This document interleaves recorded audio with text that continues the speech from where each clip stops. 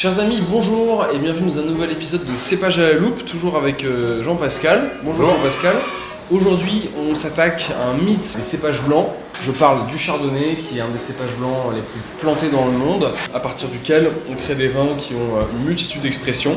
Alors Jean-Pascal, en premier lieu, je vais un peu donner les prémices d'une réponse, mais où est-ce que dans le monde, à l'heure actuelle, on cultive le chardonnay, majoritairement Alors on en cultive dans beaucoup de pays dans le monde.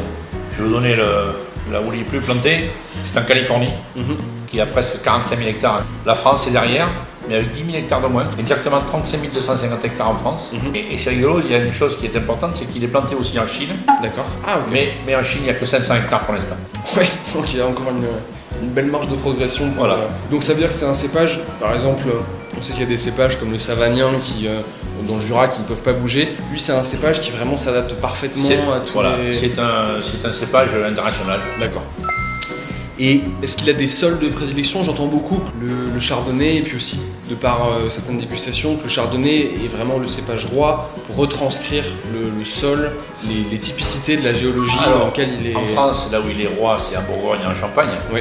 On s'aperçoit qu'en Champagne, le sol de craie lui convient très bien parce qu'il amène beaucoup d'acidité. En Bourgogne, ce qui lui amène beaucoup plus de gras, c'est le calcaire et l'argilo-calcaire.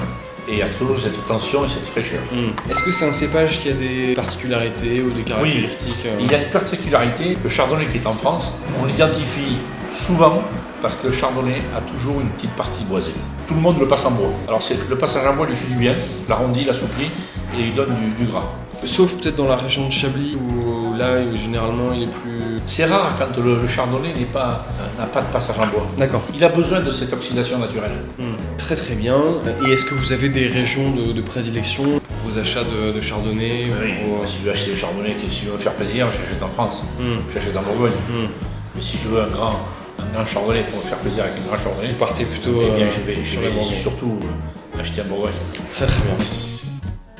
Alors aujourd'hui, on déguste un chardonnay, alors justement pour sortir un peu des sentiers battus, un chardonnay donc de Californie, si je ne m'abuse, donc de la Napa Valley, région viticole mythique de Californie. Donc on va passer à la dégustation tout de suite.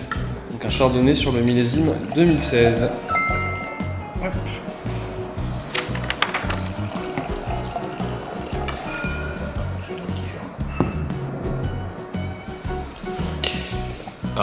Alors vous voyez, quand on est sur la source blanche, là on voit quelque chose de jaune doré. Tout à fait. On peut appeler ça couleur or, c'est soutenu. Alors au nez, on est vraiment dans l'identité du chardonnay, même malgré qu'il soit en Californie. Qu'est-ce que l'on sent d'abord, au premier abord, au premier nez, dans le chardonnay? Et bien d'abord on sent toujours cette petite touche boisée. Oui, tout à fait, ça va boisé.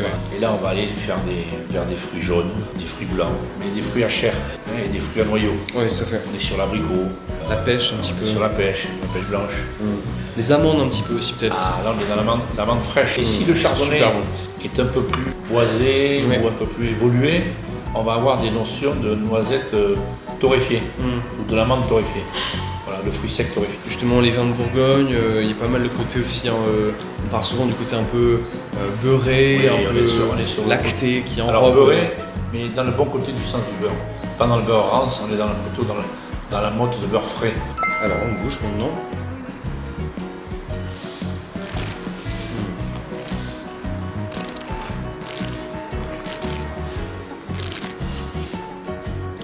Alors vous voyez on ressent bien le boisé. Exactement, mais il est assez fondu. Alors c'est vrai que par rapport à un bourguignon, le boisé est un peu supérieur, tout à fait. En dominant. Mais par contre on retrouve ça quand même, on retrouve cette puissance, cette élégance. Il y a cette acidité et cette salive, cette fraîcheur qui vient en bouche. Tout à fait. Ah, c'est vrai, on arrive aussi dans le vin de gastronomie. Là on peut aller sur des viandes blanches, sur des volailles à la crème. On peut aller aussi sur des fromages un peu plus affinés. Et on sent, voilà ce que j'allais dire, il est 15 degrés, on sent aussi qu'il est force. La particularité de la Californie, c'est que les vins ne poussent pas à l'ombre. Ouais, c'est sûr. Mais la capacité du chardonnay a le fait de pouvoir digérer ce coup de chaleur, ces terroirs chauds qui amènent la fraîcheur. Donc ça, c'est important. Et en plat, moi je pense peut-être à une blanquette de veau. Oui, ou une volaille à la crème. Un reblochon, ça va hyper. Fromage reblochon, bien raffiné. de belles dégustations en perspective. Merci beaucoup de nous avoir suivis pour ce 3e épisode consacré au chardonnay. Et on espère vous retrouver très vite avec Jean-Pascal pour de prochaines dégustations. Avec Merci encore plaisir. Jean-Pascal. À bientôt. Santé.